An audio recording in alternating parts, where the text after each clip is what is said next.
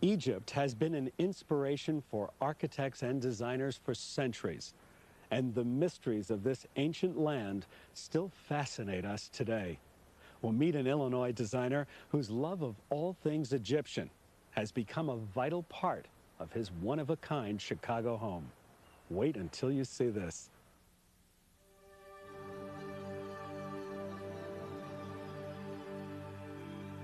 When interior designer John Wiltgen was hired to help finish a new loft-style building in downtown Chicago, little did he know he would become one of the building's new tenants.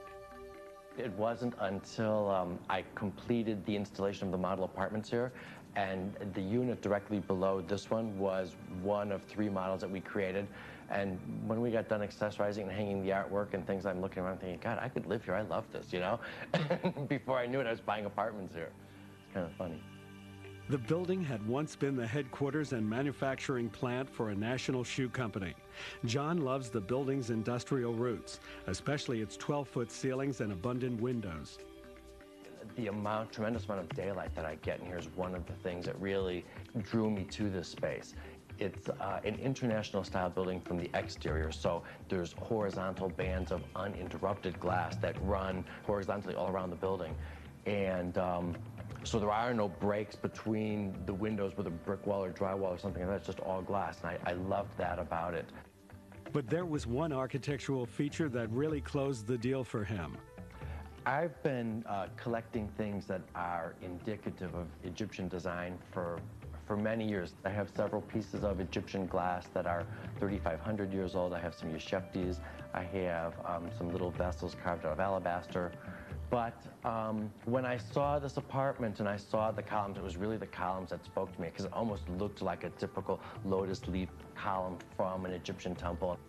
So taking his cue from the columns, John set out to turn part of his apartment into an Egyptian fantasy.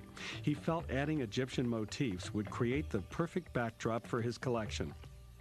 The fantasy begins right at the front door. Spectacular murals line the entry hall.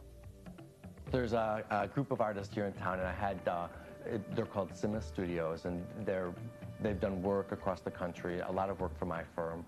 And I had 6 of them here for 7 weeks painting in that hallway. They were so meticulous and astute about it, and I had saved tons of imagery. In fact, a lot of the work that you see in there, we really lifted off of photographs that depicted Ramesses II's tomb. But they were so conscientious about this that after we got the original layouts agreed upon and decided on, they ran back and forth from here to the Field Museum and here to the Oriental Institute, checking specifics to make certain that they weren't painting something out of context or from a different dynasty. And I mean, I was just thrilled with the results. So thrilled that after the initial phase was done, John had the painters come back to add murals to the kitchen. Every time I sat in the living area at the dining table and looked back, and I said, you know, this just isn't working. I got to do more of it. And what I tell people is it's like a drug addiction. I mean, I'm now ready for them to come in and do another phase as soon as you all leave, you know, to continue painting. And one day, I mean, I love my artwork, but I think I could get rid of all of it and have every single wall, and then maybe do the ceilings after that. I mean, I love it. I really love it. John added other Egyptian motifs, such as the casings around the doors. The casing around the doors was a big production. They were designed to capture the essence of the mural. We wanted them to look like they too were part of this Egyptian architecture, and they were part of the doorway to an Egyptian temple.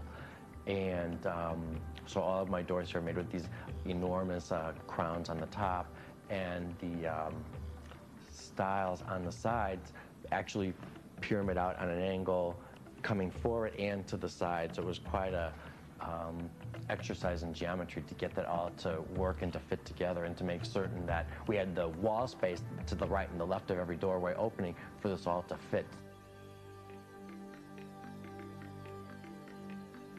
The Egyptian theme was even carried through on the doorways in the bedroom. John also added an Egyptian touch in the master bath. He placed a large ceramic tile with an Egyptian relief above the tub. In the 21 years that I've been doing this, like the 8th house that I've done for myself, and this one came together the fastest. All my other ones, I was always like pulling my hair out, and as you can see, I don't have any left. Not knowing what to do, and I used to always think, well, I'm going to call up my friend Cal and ask him to do my apartment for me, another designer here in town. But this one, I mean, it was like instinct. I mean, the minute I bought this, I could see it totally done, and I knew every detail that I wanted, and it came together so quickly that I knew that this was the way it was always supposed to have been.